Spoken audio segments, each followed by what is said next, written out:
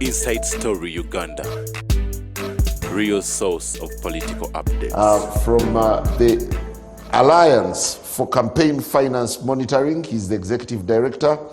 Benjamin Katana, the Treasurer of the National Unity Platform, and Honorable Salam Musumba, the lady from Kamuli, who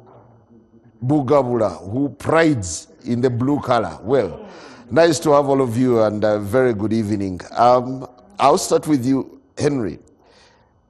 There have been quite a number of tones pointing to 2026 becoming more of a feverish affair. Paint for us a picture where the country stands so far. So thank you first of all for having me. This is my first time to be hosted here at Frontline, and so good for me to join the Frontliners. My thinking, my reading is that one of the things we see is that there is confirmation to the fact that we are still far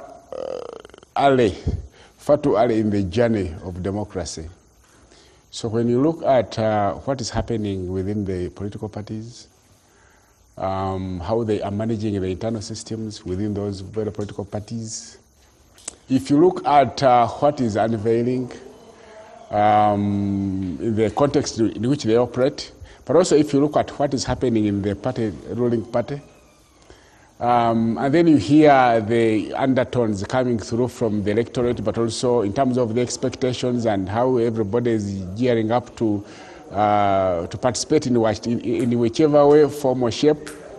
But also seeing what is happening, there are things you can tell. Number one, the operating space, the political space, is going to continue to be one that is quite intricate, because I expect the arrests to continue, especially of the folks from the opposition, leading opposition party. You would expect that there's going to be a number of independent candidates, because many are not satisfied with the internal systems that have decided who gets to hold the flag. You are going to expect to see the spending we have seen in the party primaries, now move into the campaigns themselves, the official campaigns themselves. So that is going to happen. But most importantly, we are looking to see how the security forces are going to behave.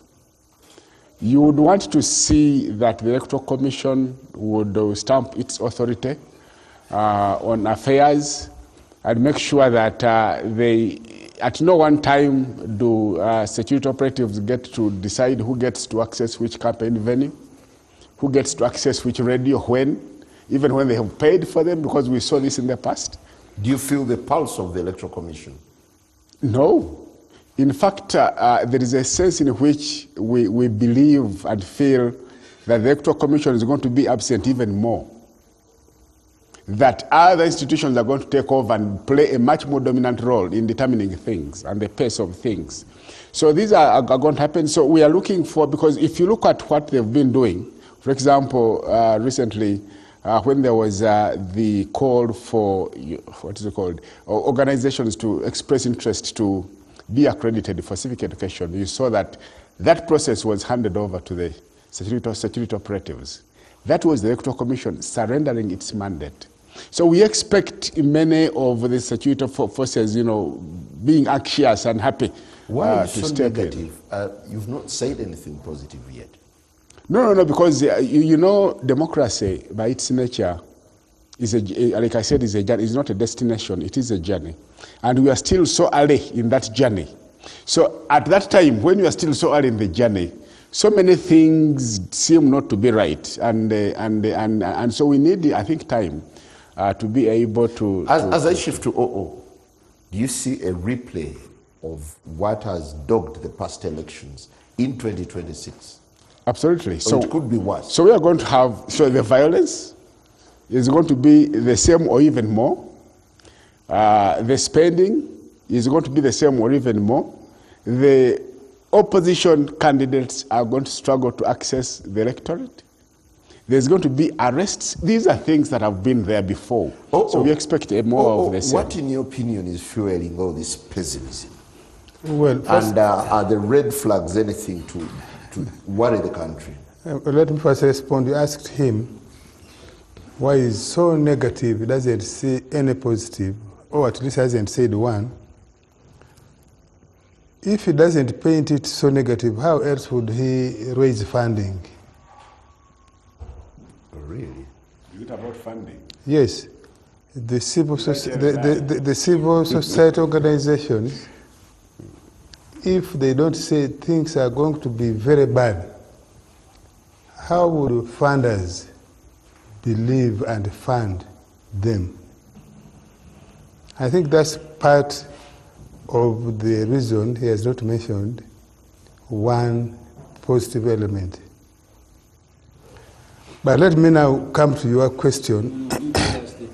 You tell us the positive one. He's on the floor. He's on the floor. He will tell us.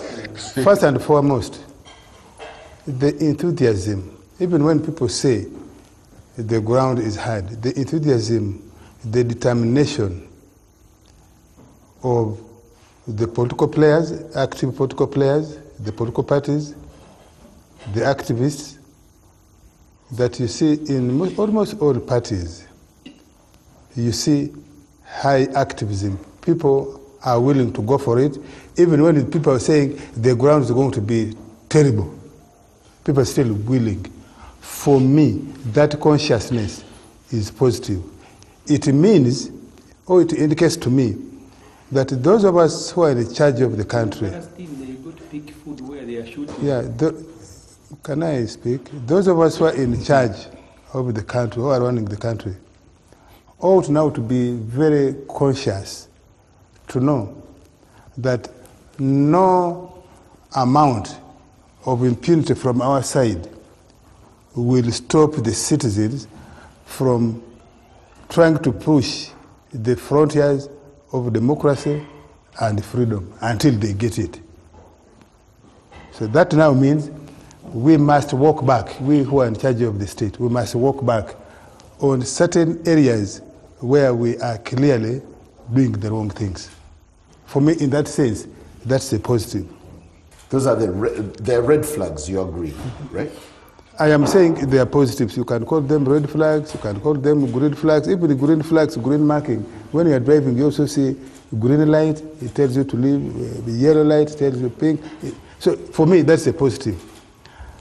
And to me, in a sense, it tells the NRM government the things we should be able to adjust for the good of everybody, so that the country does not explode in our hands. If the country explodes in our hands, then the blood, the deaths of many people who have sacrificed for this revolution, for, in Uganda we call it the calamity, the semblance, and actually the reality of the stability Uganda has attained, those who are lying in unmarked graves around the country would have been in vain.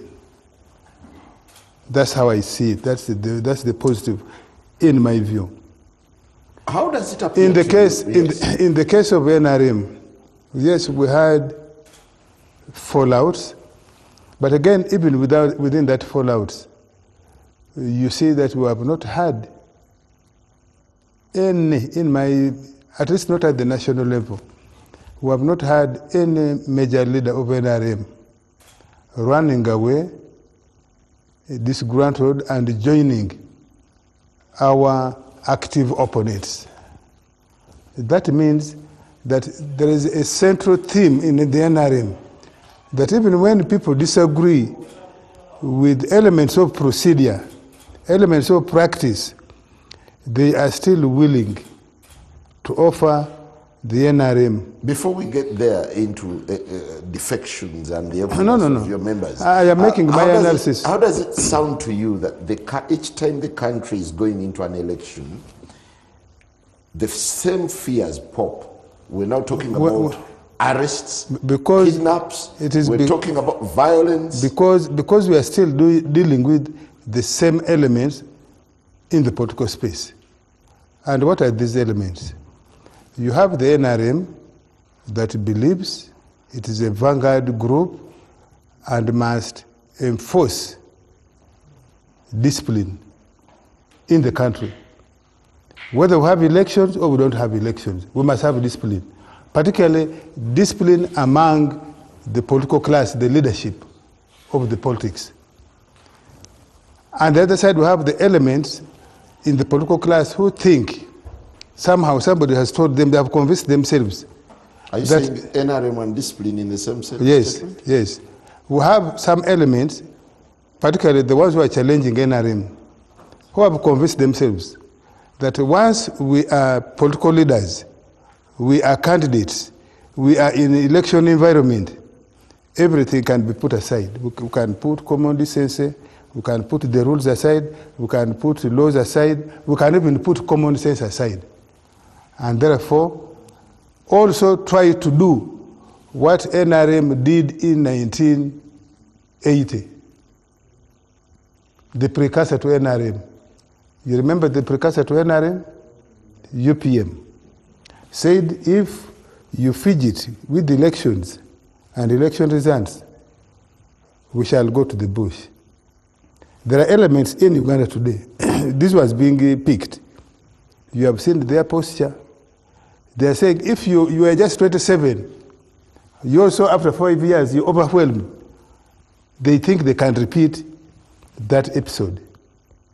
Now, do you think NRM should stay put and let those people lead the country to another breakdown? NRM is saying, no, we shall not allow you. We shall do what it takes, especially within the law. And of course, when you do within the law, sometimes you go overboard. So some of the elements in the NRM now, they do things overboard, which NRM must reflect on. The other one, and so to respond to him, you asked him, does he see the Electoral Commission? For me, I see the Electoral Commission. But the Electoral Commission is not in charge of everything during the election. The Electoral Commission is not the one in charge of enforcing. It can only enforce rules when you're going for nomination at their premises, can enforce rules at polling stations. But outside the polling station, for example, if somebody is intimidating others, if somebody is showing violence, if somebody is bribing someone, that remains the function of the center of the state, which is the police and the other auxiliary security services that come to support them. And so for me, if you're in this election, be mindful that the state still prevails. The Electoral Commission will not shield you if you intimidate people. If you are doing parades, you are training in arms, you are doing arms and foot and arms drills and things like that to scare people, or even actually to cause mayhem. The Electoral Commission is only going to shield you. Tell your people to do things that are normal. Honorable Salam Musumba, what kind of picture do you have of the election that Ugandans are gearing up to? Well, thank you. I'd like to look at the environment, very toxic. The operating environment generally is a very toxic one, very intimidating, very unfair,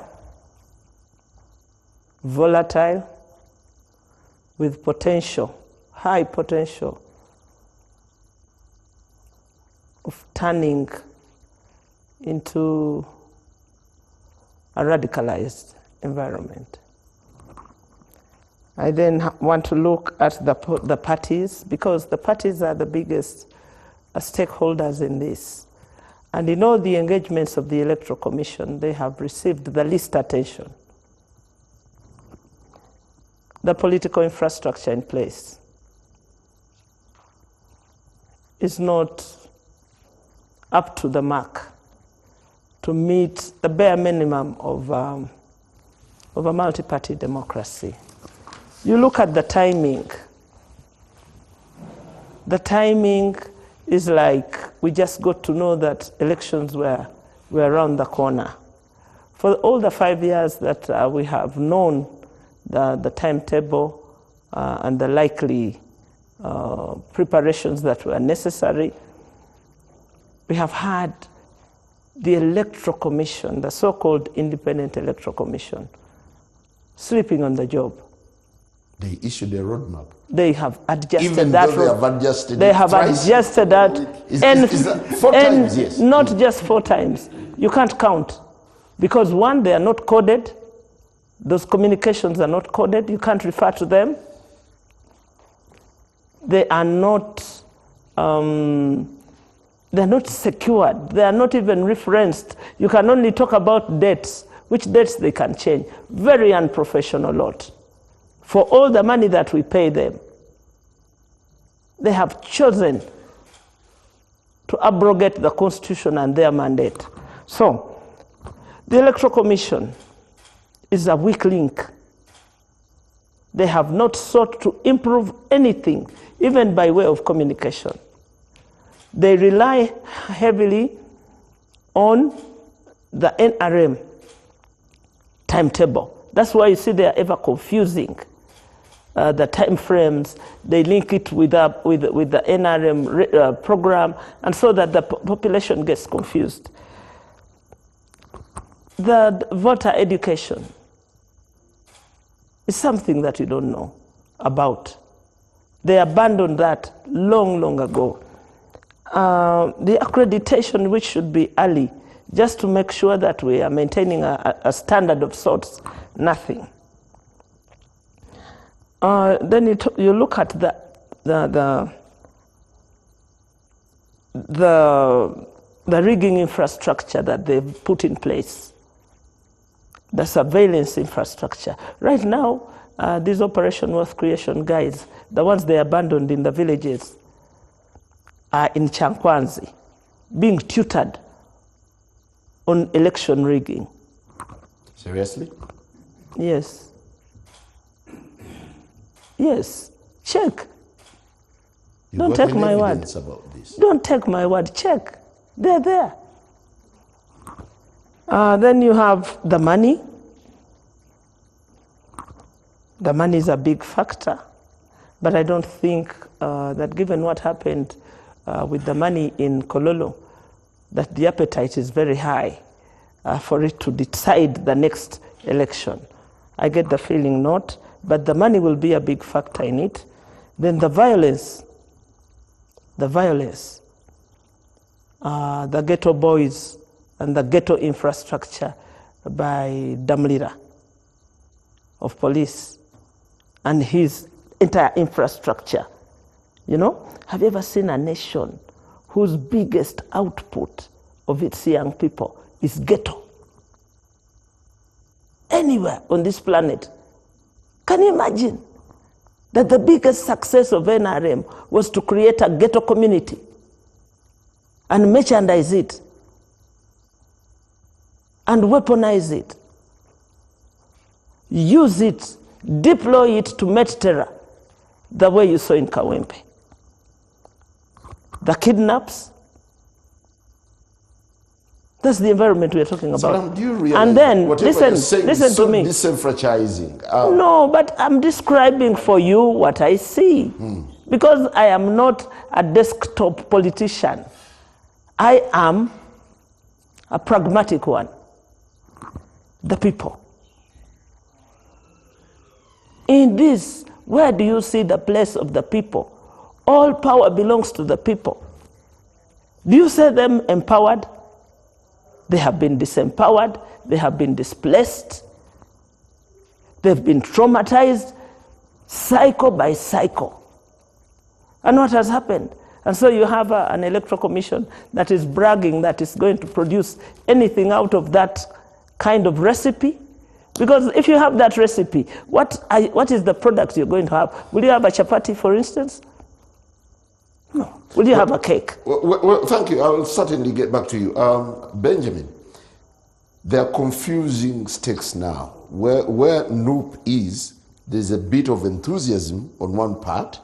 We saw you yesterday returning the papers for your candidate, Honorable Robert Kyagulanyi. But on the other side, NUP is living in a lot of fear with all these arrests. And the UPDF has come out to say whoever participated in the drilling parade will be picked. Do you get a sense that these are the toughest times ever for you? I think the starting point is that it's not where NUP is, but where Uganda is. The NRM government, by DNA, history, and approach, is a military dictatorship that relies on coercion to obtain permission to govern the country. Now, and this has not started with NUP. In 1996, when even at that time, Museveni enjoyed some reasonable support across the country, they still used coercion. The supporters of Semogere were beaten. In 2001, there was no so-called military parade.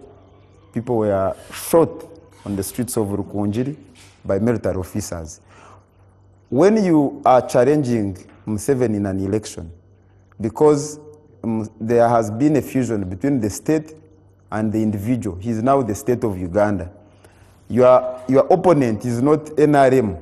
Your opponent is the state of Uganda. This NRM is just a scarecrow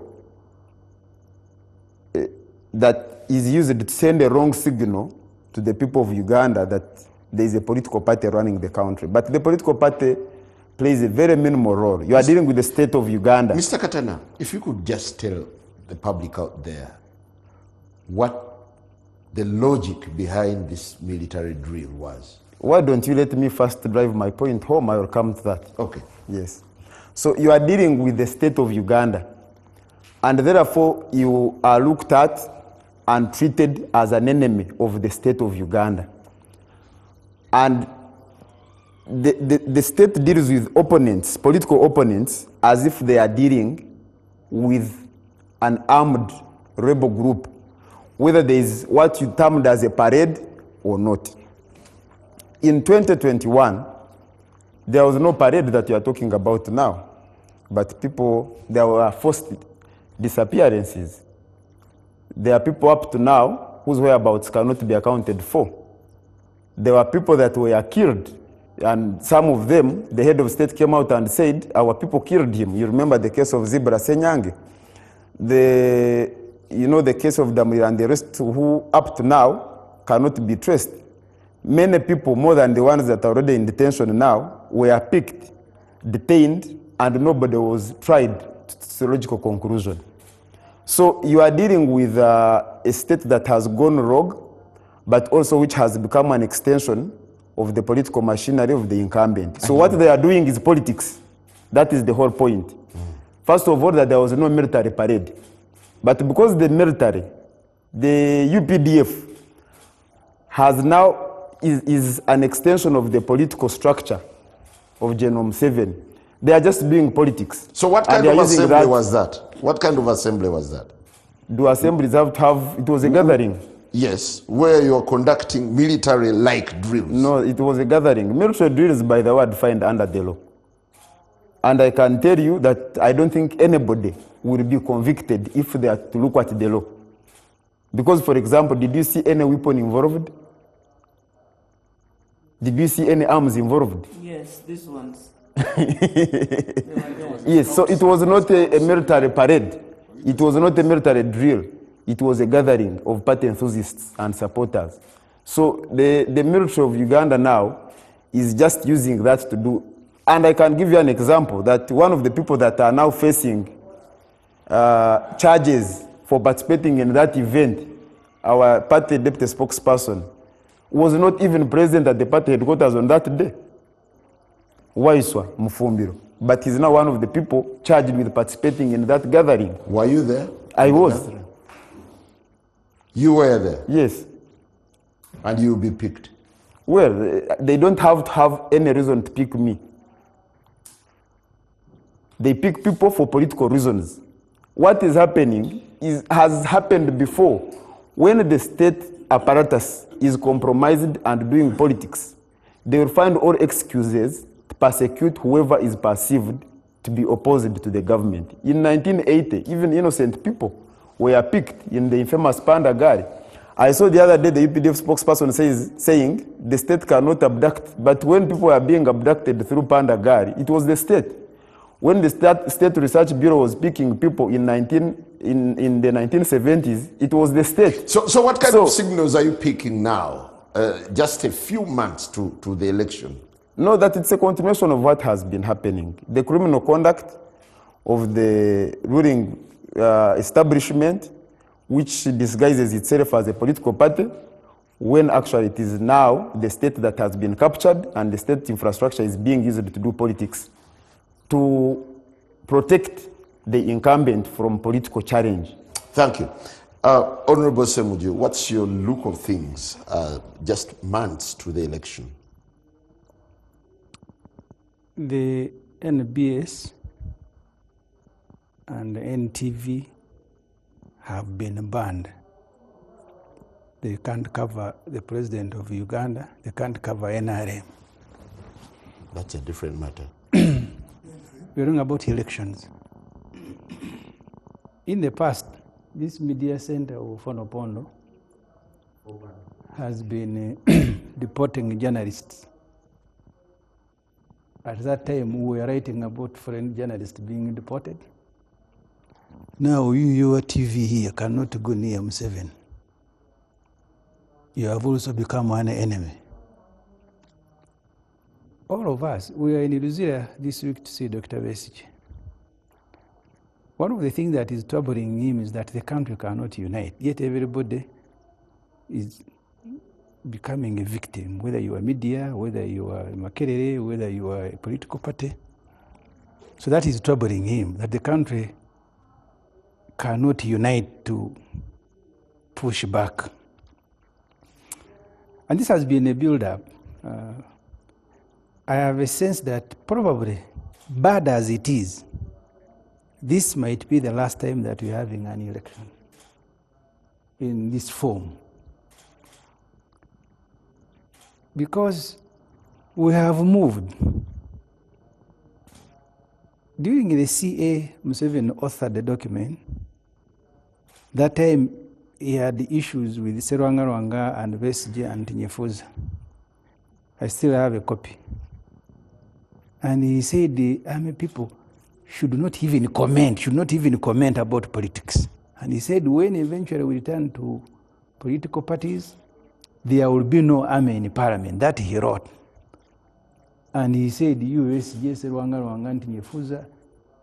must be listening posts. You can't participate in politics when you're military.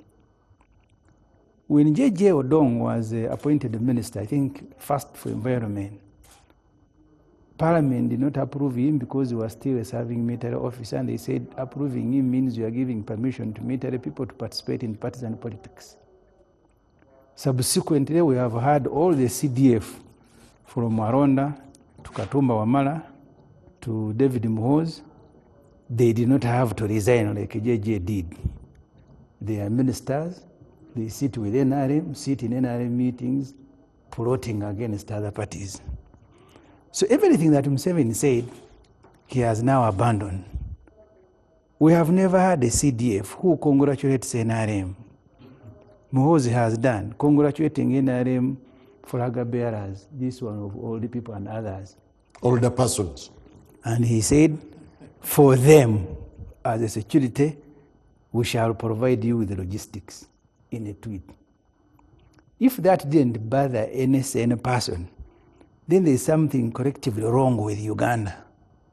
That you have moved from where a president was saying a military person cannot comment to Mukunde get arrested for 4 years. He was spreading harmful propaganda because he was on radio saying we don't remove term limits. Now, one of the biggest commentators about politics, he even congratulated his people, PLU, who had managed to win NRM primaries and whichever NRM elections. And he adores Kagame. In Rwanda, Kagame gets 98%. Muhoozi Kainerugaba had said earlier, you opposition, you will now know who we are as we go into these elections. So the abductions, the arrests, we had Sam Mugumya being processed to be an MP for Rukunjiri municipality in our internal process. Up to now, we don't know where he is. Court said... Kulaije said he disappeared by himself. The army is not in charge. But Museveni said in his Uganda, even a needle will not disappear. That's what Museveni said. I don't know what time Kulaije joined the NRM, but the vision bearer of this... Yeah, but Kulaije says that was a faked disappearance. Yeah, but the state is responsible for our borders. They should tell us where Sam Mugumya is. And he's not the only one crying. Today I saw a story in the New Vision. Someone crying, my son has also disappeared. So for me, I think this might be the last election. If we don't fight harder, we are progressively being handed to Museveni's son to rule us the way Kagame is ruling Rwanda. And in Rwanda, you know, I don't have to explain. So that's why you see this electoral commission of Byabakama, and I sympathize with him, the point the Honorable Salam Musumba made. You are presiding over an election, you don't meet parties, but you meet military people. I don't know what they were doing. I saw Byabakama. The first group, because they are key stakeholders in the process, aren't they? In the law, they are not there. The law actually doesn't even allow gunmen because you see the constitution defines an election must be held under free atmosphere for people to express themselves without any fear. But we are being ruled at gunpoint. So if you are at gunpoint, someone is pointing a gun at you and saying, you make a decision. This is what Ofwono, that's what you are doing. So you pointed guns in our face and saying, make a decision. Which president do you want? That's what you are doing. They made a decision. So we are on a journey. What should worry? And for me, I am happy. I have told all these NRM people who are celebrating every bad thing they have done, because as long as it keeps them in power, one by one they will pay for it. The other was celebrating the fall of Kadaga. Senior people who call themselves senior. I think you're callous. I'm celebrating the fall of everybody. I am waiting for the one of Opondo. You call yourself senior people. You see someone driving the country into a ditch and you are cheering. You can even come on a talk show and say there is even something positive to speak about when the CDF is warning everybody every day. You will do this to you. You will die. You will do this. And Opondo says there are positive things. He's surprised the civil society doesn't see them. Maybe the positive things that you want to do NRM primary. Honorable Samuju, before I get back to Henry, don't you think you ought to tread cautiously given the red signals that are playing out? Take for instance. The point Opondo made earlier, that's the nature of human beings. Palestinians are being shot at. More than 1,000 have been killed. But every day they run towards this foundation of America and Israel where there is food. That's human nature. By participating in election, Opondo said there is enthusiasm. Parties, a human being will want to survive even under severe conditions. We are under severe conditions just trying to survive like Palestinians. And him is celebrating. Yes, that the parties are preparing. What do we do? Do we go and dig our graves and you find us there? We can't. We will continue battling until maybe you have killed everybody or you have kidnapped everybody. We are doing a budget. I asked the government, why do you need a budget for prison in an election? Because they brought a budget for elections. And the agencies that are going to benefit from one election budget, prison, police, military. I said, please tell us, what role will the prison play? I didn't know they are going to be picking people every day, that maybe they need more food. So we've gone into this knowing, don't ask us why are you participating. Palestinians, every single day they are killed, but they got big food. There is also an argument that Yes. While the writing is on the wall that the army is going to be violent, the army is also being provoked. By who? With drills. You see, I in the constituency where I am an MP, I have victims of the last elections. One of the group was picked at a construction site in Mukono. They were putting on red to express their support for no poor Chagulanyi. At the military facility, they were making everybody put on a beret. They photograph you before they take you inside. That's why in their hundreds, they were never charged even before a kangaroo military court. That group who are in my village were abandoned in a sugarcane plantation in Mukono. So this parade is just a cover. How do we justify to the public that we are not against these people but continue doing the same things? Even the beret, when we finished the UPDF law, bad as it is, it said you can only arrest someone if he has insignia of the military. But because you see, this is going to be a controlled exercise. Even to express happiness is a crime. Opondo was telling me he found a convoy of PFF people going for nomination this morning. They stopped them at Chira police and where is Semuju? And I am not the one nominating. It's as if now I am an outlaw in my area. You are the cause of the traffic. No, I am not the one nominating. Off air here, you told me that you are the commander. No, I am the commander of PFF in my area. But so you are the commander. So I am not part of the councillors of LC3. So you went checking every car where is Semuju. So I went with the road mayor Yasul for his nomination. They were firing tear gas, firing a bullet. Why? Please compare this election and the past. When we nominated Dr. Kiza Besigye in September, because this election comes once in 5 years, we are able to walk from Nambole to Nachivugo. They were not happy, but at least they allowed that. The 2010, when I joined politics, there was a luxury of holding rallies. I go to Mitiana to open an office of PFF, and they tell me the function is in town. We are taken 3 kilometers away from Mitiana. After that, we said, let's go and open the office. They said, you guys, you are in a procession, tear gas.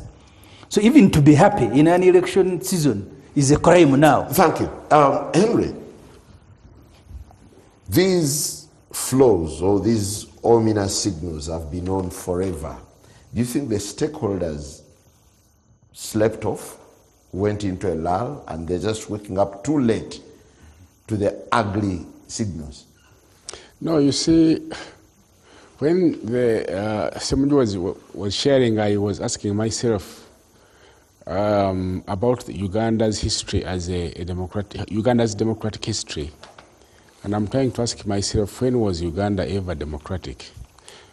And because I don't want us to be surprised, to be going through what we are going through, because Uganda has never had a time where democracy was nurtured and that people, appreciated it, and so Democrats evolved, and so there was respect for democratic institutions. The problem with democracy is that it is so fragile that even just a bout of authoritarianism ruins it almost beyond repair. So I think all these things are happening. All we can say is that since there is agreement, it's more than expected, isn't it? Yeah. That instead of bombing each other to change political office, we would rather stick with this flawed process, but ensure that we are alive and there is something to look forward to. Okay. Because the opposite is what we tested in the past. And not many Ugandans would want to go back there. Who tells you? I don't know, but You don't know. at least I'm not one of them. Now, so I think the expectations are too high. We have a hybrid system, and often we forget and assume this is a democracy where there is freedoms, these freedoms of association, assembly, movement, even during an election are going to be tolerated. Let us understand where we are. And just pray that we all realize that this is not the best place to be, but we can make it better. But also it can be difficult for you to expect to have these freedoms in a situation where you are being governed by a political party that morphed itself from a revolutionary movement, and in itself it is not democratic, and you don't see Democrats in it, and we expect them to espouse this. If you read and see the actions of the party in office, especially in the recent past, I think from 2021, we started to see, an indication of where we will be at come 2026. Because there were certain precedents. The shootings on the streets of Kampala, those were unprecedented. The arrest of citizens observing their own election, for which they have the right to do anyway, citizens, all these were unprecedented. Now, we have, from that point forward, we have seen an escalation. The levels of tolerance are very low, but also the paranoia seems to be increasing. So in these fundamentals are things that can only point to one direction. And I think all those stakeholders here that are participating in this election have to be aware of this. Thank you. You want positive things now? You are in charge. You can see the negative things. No, I was wondering. You can see the negative. Yes. Your party is in charge of the whole affair. You get a sense that maybe you have not learned from the past. The flaws first of all, Mr. Kizabisiji must be a wonderful man now, speaking from prison, to say, squatting from a prison cell, to say that what pains him, what concerns him, is to see that Ugandans are not united. When he was out here free, did he unite them? Or did he take his different direction?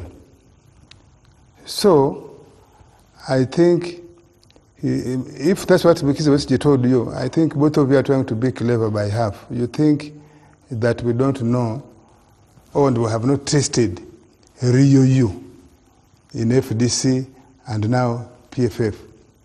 Good enough, Ugandans have tested you. That's the reason they have never given you a majority mandate. And now, recently, they helped us. They pushed you to the third tier.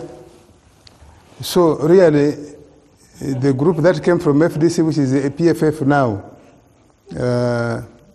you are people that Ugandans have given a big vote of no confidence. Now,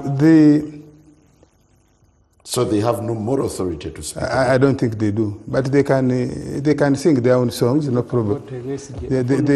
Ofwono's face will even turn. Well, you are the one, and you cannot come to this show even when we are discussing other things. You cannot end it. Let's take a very short break. Without bringing messages. Is the messages. country alive to the red flags ahead of